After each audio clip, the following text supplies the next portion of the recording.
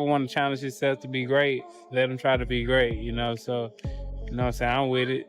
Well, it's a dangerous fight. Yeah. Because Joshua's going to try to put an example out of him, for sure. And will. I mean, I think Joshua's one of the biggest one-punch KO artists ever. Think that Jake would have enough time, seeing as he's already undersized. He's not a real heavyweight, and this is Anthony Joshua we're talking about. Anthony Joshua just received one of the loudest endorsements yet from none other than Errol Spence Jr. In a recent interview, the former unified welterweight champion didn't hold back when asked about the chatter surrounding the Anthony Joshua versus Jake Paul showdown.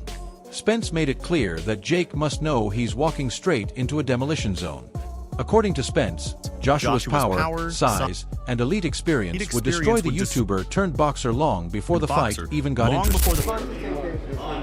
Super good. I mean, super good. Tank, he's good at setting traps. Has crazy power that he believes in. He has a great chin too because he's a guy. He'll let you get out punches and he'll still be coming at you. Talk of a showdown between Anthony Joshua and Jake Paul has reignited a heated debate, and many believe this fight isn't just a mismatch, but a potential one-sided demolition. Joshua, a former two-time heavyweight world champion, carries all the hallmarks of a boxing pedigree: elite skill, knockout power, size, reach, and years of hard competition at the highest level. In a recent interview, Joshua didn't hide his intentions. When asked whether he considered winning on points a satisfactory outcome, he replied bluntly that a victory wouldn't cut it. He intends to seek and destroy. Jake, do you think he can hurt him? I know it's a ridiculous thing to say, but in Jake's mind, he's coming off a knockout loss to Dubois. Is it possible that Jake does better than people expect? Do you think it's going to be a round one stoppage? That's why I'm asking you for AJ. Like, do you think it could be going any other way? I don't know. Honestly, if it's a real fight, which I don't know if it is or not, he could get really hurt. Really, it could be whoever sanctioned it. Let's hope if something bad does happen, let's hope you can sleep at night. So let's say, innit? Let's hope you can rest easy if he gets severely hit, which is a high possibility.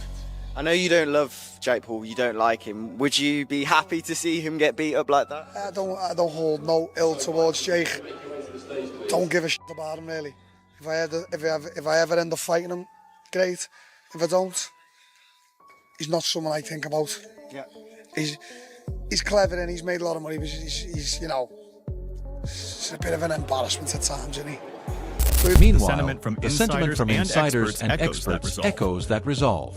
Promoter Eddie Hearn has predicted a quick end for Paul once the Real fighting begins, saying there's a strong belief Paul won't make it past the early rounds. But it's obviously scripted, isn't it? I'm like, no. One, that's illegal. I mean, this is a professional contest. Two, we would never sign up to anything that's going to make AJ look bad or devalue him, lose rounds, go loads of rounds. Do you think there's any world in which AJ pulls back, though? No, absolutely. He couldn't do that as a fighter. He would be incapable of going in there and holding back. I mean, I think the only thing that's a bit harsh is if Anthony Joshua doesn't knock him out in the first round, he should be ashamed of himself. Like, fine, give us two, or three. Because if Jake does move, he can look after himself. It's not like he's just going to get one shot round the arm and go. Spence Jr. has joined the growing list of elite fighters taking shots at Jake Paul. But the former unified welterweight champion didn't just criticize him, he openly mocked him. Spence laughed off the idea that Paul belongs anywhere near true world-class competition, joking that the YouTuber-turned-boxer should stick to fighting guys who don't hit back. In a recent interaction, Spence smirked when Paul's name came up, saying he couldn't believe fans were seriously entertaining matchups between Paul and real champions. I'll call you. Would there be a number you do it for? No. Michael Bisping has weighed in on the Anthony Joshua versus Jake Paul fight, focusing on the obvious physical gap between the two. He stresses that Jake Paul simply cannot handle the power and force behind Joshua's punches. Bisping references Joshua's past bouts against heavy hitters like Francis Ngannou, showing how devastating his shots can be. He implies that this mismatch in strength and experience could make the fight extremely one-sided. Anthony Joshua gets flatlined. Every single punch that was thrown was landed, and every punch that landed put Francis Ngannou down, okay? So to stand there and think that Jake Paul, who's much, much smaller, who has way less experience, that doesn't weigh anything near him, is going to have a chance. And not to mention the technical abilities. Let's just talk about that. Not to mention the technical abilities or experience. We're talking about an Olympic gold medalist, remember, from back in the day, who's then gone on to become a true British boxing icon, or a worldwide boxing icon, let's be honest, right? There's no way that he loses to Jake Paul. Joshua gave a strong warning to Jake Paul before their fight. He says he will not only win, but will also destroy Jake in the very first round. Joshua makes it clear he will not hold back or go easy at any moment. He plans to start fast, put heavy pressure on Jake, and end the fight quickly. Joshua wants to show the huge difference in power, skill, and experience as soon as the bell rings. Start saying this. Is there any clause that says you need to go easy on Jake Paul? Honestly, I haven't seen that part, but no, there's no clause. I heard that he fought Mike Tyson in 14-ounce gloves. I heard that he was going to fight Javante in 12-ounce gloves, and then he chose to fight me in 10-ounce gloves. So there's no part. He wants to go easy. I think Wade claims that Jake Paul's so-called secret weapon heading into the Anthony Joshua fight has actually been uncovered. He says Paul has been working with a rotation of heavyweight sparring partners selected to match Joshua's dimensions, reach, and ring experience. The goal is to let Jake feel a real heavyweight force while sharpening his reactions and refining his approach by training with fighters who imitate Joshua's style and physical presence. Paul is trying to acclimate himself to the kind of pressure and power he'll be dealing with on fight night. Joshua fight, if you're Jake Paul, who hasn't fought someone in the top, realistically, the top 50. I know Tommy Fury is ranked in the top 50, but anyone that is a top 50 fighter, even in your weight class, let alone a top 10, top 5 heavyweight in Anthony Joshua, who was a 2-time heavyweight champion of the world. Can you get prepared for a guy like that if you brought in, let's just say, a deity, freaking Zeus, Hercules, whoever, to prepare you? Could you do it? I don't think that Jake would have enough time, seeing as he's already undersized. He's not a real heavyweight, and this is Anthony fucking Joshua we're talking about. But I will say there were rumors going around that Jake was not taking this fight as seriously as he needed to. That Jake was dilly-dallying, flying to go see F1 in Miami after his press conference, and then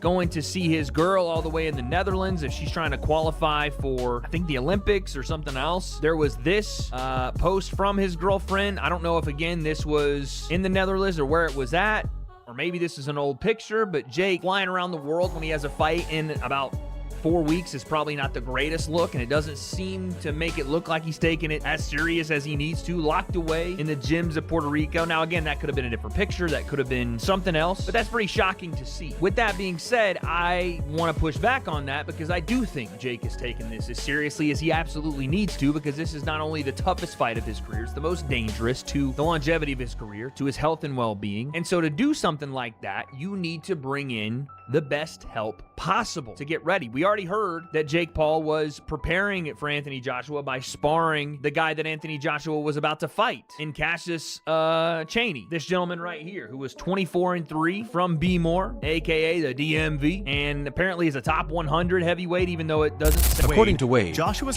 combination of size, experience and technical skill far surpasses anything Paul has previously faced. Even at a stage where Joshua is considered older in the sport, his conditioning and confidence remain formidable. Wade highlights that Paul's decision to challenge Joshua may be premature, underestimating the resilience and tactical intelligence of a boxer who has endured countless high-stakes bouts. In WDE's view, Joshua's proven abilities make him a difficult target, and Paul must contend with both physical and psychological challenges in this fight. If, again, in some world that actually happened, boxing in the UK has to die.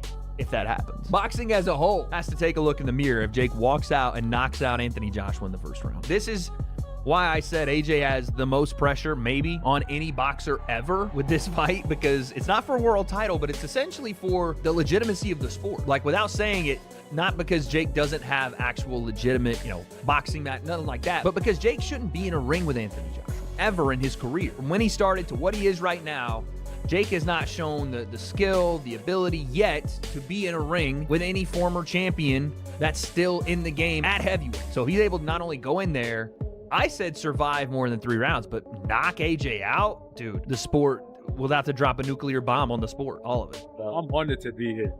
I'm happy to be here. I think December 19th is going to be crazy, though. I think the center's going to be like buzzing, just crazy energy in that room. I think it's going to be really good. So now, remember, I took a year out of the game to refresh because I was just piling on more and more baggage. I just feel fresh. I feel rejuvenated. It wasn't like I took the year out in vain. I had a purpose, and now I'm just living. No, you look fresh. I feel good, man. I feel good. I've been training hard.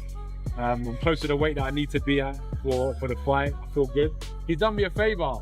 Walking around bulky and heavy. I feel quick. I feel amazing. So I'm looking forward to the fight. Oh no, dude, the weight's gonna backfire now too. That's what you're telling me? You're telling me that Jake having AJ cut the weight down to 245 is actually gonna make him more of a machine? It's gonna help his gas tank. It's gonna help him be lighter and quicker on his feet. The things that Jake said he's not. Gonna help him feel more loose and not as stiff. Fuck! Backfiring again, everything. Damn, dude, because he's already a big guy, and that makes sense. One of the things that you naturally do in a boxing camp is lose weight by doing cardio and obviously training and sparring and everything. But now all you're doing is having AJ get in better shape because he's just going to run more. He's already on weight, apparently. By the way, this him saying this all was from a video 3.5 weeks ago. But when you go to AJ's Twitter, Derek Chisora chooses a very different angle when sharing his opinion. The fight is not the fight is not about competition, skill comparison, or legacy.